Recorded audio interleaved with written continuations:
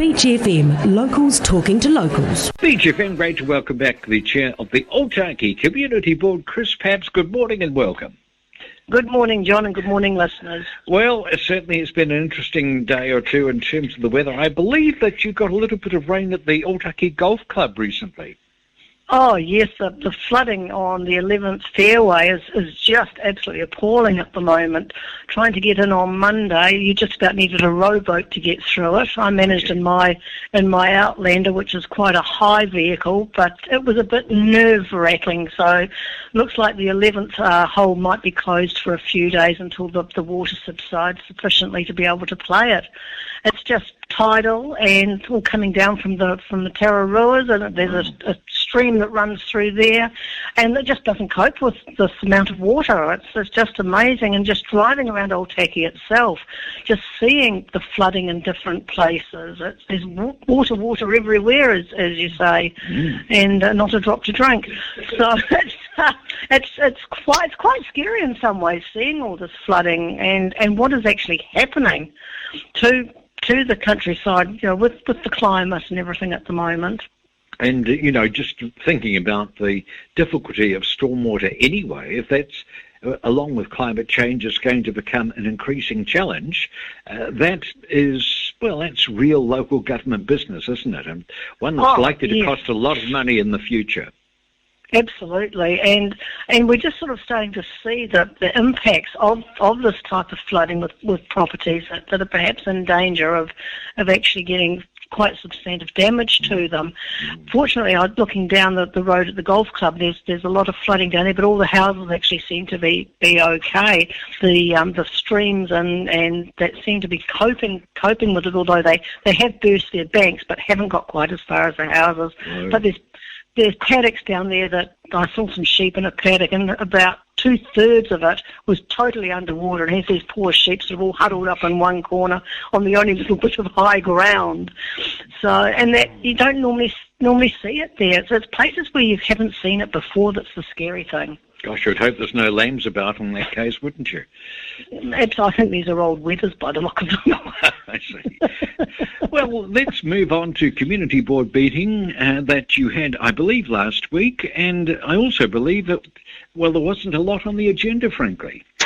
No, well, we sort of, with COVID, and we weren't sure whether we were going to be back still at level 2 or down to level 1, so we tried to make sure there were no big presentations or anything to sort of keep people away, so to speak, so that they keep that distancing in place. But then, as it turned out, we were at level 1, so we had the people then came in to present for their grant applications. Well, we had one pull out because the sporting fixture they were going to was going to be in Auckland, and it was then cancelled. So we're finding that even with the grants, we're not getting quite as many at the moment because there's just this chance that things are not going to actually happen, and there's a lot of things that aren't being planned for that were perhaps going for last year that everybody was putting in for grants for, and they're just, the sporting fixtures just aren't going ahead, which is a shame. But here's hoping that people will sort of think of something else that they can actually apply for grants for, that we can actually come to the party and help them get to some other sorts of functions or get-togethers or sporting things that can still happen, maybe in our own district. We can perhaps help out a bit more there. Just extraordinary times, and here's another illustration of it. Here you are, the chair of the community board, pleading with people to ask for money. So we live in amazing times. I know, it is. Something that is going ahead is the beach bylaw. I believe the consultation starts reasonably shortly. And Chris, you attended the Strategy and Operation Committee meeting last Thursday, I believe, that discussed this. What did you take away from that meeting? Well, we had a lot of people come in and give little presentations to the council on. There were people that didn't want vehicles on the beach full stop, people that wanted the access ways blocked off. Then you have the keen fishermen that want to be able to go down and launch their boats. And, of course, you've got the horse riders that want to be able to get their horses down there and ride. So I'm just encouraging all the interested parties, all the people who actually go to all the public consultation meetings and get their voices heard, actually say what they want in the beach bylaw, because it's no good grumbling about it afterwards, because this is a 10-year bylaw. So it's going to be 10 years before they can actually change or implement anything else. And it's not a bylaw that you can tinker with once it's there. Once it's there for 10 years. So you actually need to get your point across now. And if you actually want to be able to access the beach the way you have done, then get there and get your voices heard. The one thing that we do want to stop, and this is a police issue, because technically the beach is a road, and it's police that actually have to actually enforce anything down there. And the big problem is, and hopefully this will finish when the expressway's through, is I've been told that people are actually using it when there's a hold-up on the state highway. They're actually coming down to the beach and speeding along the beach and using it like a secondary road. And that's something we really do need to actually nip in the bud and stop, because that's not the idea. We don't want to stop mum and dad taking their car down and parking up and carting all their beach paraphernalia down there so that their kids can hop in the water and they can have a nice pleasant picnic and a day on the beach. And we don't want to stop the people that are just going down to take out their long lines or their boats and everything and launch them, because what you really don't want is all these people then having to park up at all the entrance ways and then just going a few hundred yards down the beach, or not even that, and clogging up the places where everybody wants to swim. You want to be able to get people down the beach to do their long lining away from the public. So I do encourage everybody to get to these meetings and have their say and say what they actually do want in this bylaw. Otherwise, there's going to be grumbles afterwards, and it's like voting. If you don't vote, you can't complain. So get in there and have your say. It is going to be difficult, though, isn't it? Because this is such a touchstone subject.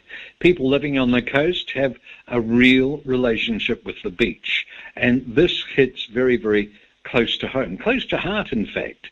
Do you think, Chris, that there's got to be some thought put into zoning various activities so they don't get in each other's way? Yes, I do. Personally, I think that's the right way to go. You have set areas for set things, like for the longliners, they should be in a certain area, and then there's no risk of them coming into contact with swimmers, because this has been the problem. People have been putting out long lines right close to where people are swimming, and swimmers they do drift, and swimmers have actually got nicked with, caught up in them and things like that.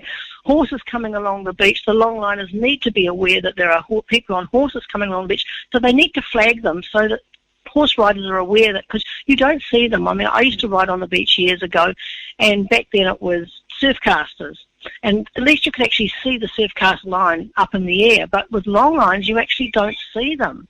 So they need to actually flag where they are, so that the horse riders are actually very aware of where these long lines are. Chris, so it's just consideration for everybody. People need to be considerate and think of the other beach users. Chris, by long lines, do you mean these Kontiki type operations? Yes. Little vessels that take out the lines hundreds of metres out there, and what you've really got is a nylon line that no way you could see from a horse, or actually if you're walking along the beach as well, I imagine. That's right. No, you don't. So, and these are getting more and more popular. We are only going to be seeing more and more of these long lines because it's an alternative to having a boat. Yes. So we are going to be seeing more and more of this on our beach, and we have this huge coastal beach, I think it's 40 kilometres or something like that, and so it's a big, expansive beach, and there's more than enough room for everybody to share. But they've also got to be aware of the conservation side of it. And what we do really need to stop are these trail bikes and that zooming up into the sand dunes and destroying the ecology up there. So I believe that we actually don't need motorbikes on the beach at all. Or there's somewhere where we can find for them to actually go where they are actually not going to destroy the dunes and the ecology and things like that. And motorbikes on the beach, they don't go slow. You can make the cars go a bit slower if they're just going down there to park up, but the motorbikes go down there for a hoon, and that, I'm sorry, is just not on. So we've got a lot to consider here. One of the frightening things for me is 10 years, because going back to your long line example, Kontiki-type fishing has been here for as long as the Polynesians have been here. It's a very old technique. But what is new is these motorised vessels that are taking them out. and revolutionising fishing for quite a lot of people, and you can understand why. It's got a very, very attractive way of getting relatively safely high levels of fish. So you can understand why people find it attractive. That is a new innovation, and therefore we've got to somehow or other try and foresee what new innovations will be over the next 10 years. It's not an easy ask, is it? No, it's not. And this is the thing. This is why I'm encouraging people to go to the public meetings and have their say, because it is a long time before there's another beach bylaw, and we need to get it right. And we're not going to get it perfectly right for everybody. We're not going to please everybody, but we need to get it as right as possible. Right. And you said something very interesting before about the trail bikers hooning along the sand dunes. Do you think we've got to come up with a separate facility for those riders so that they have got somewhere to do their thing? We do. We really do need to have an alternative for them. If you're going to say no, there's still going to be people that are going to break the bylaw and go and do it anyway. But if we've got an alternative for the trail bikers, I mean, and that's a sport like everything else, and they want to be able to enjoy their sport as well. So we want them to be able to do it somewhere where it's not going to impact on the ecology of the sand dunes, the integrity of the beach, and they can be a real problem down the beach, the trail bike rides, because they do go fast, and they are the big danger, them and the cars that are using the beach as a racetrack or an alternative road. And that's what we really need to put a stop to. Well, the time is coming up. I believe consultation starts very shortly. Chris Papps, it's been great. Thank you very much for joining us this morning here on Beach FM. Thank you very much. 106.3 Beach FM.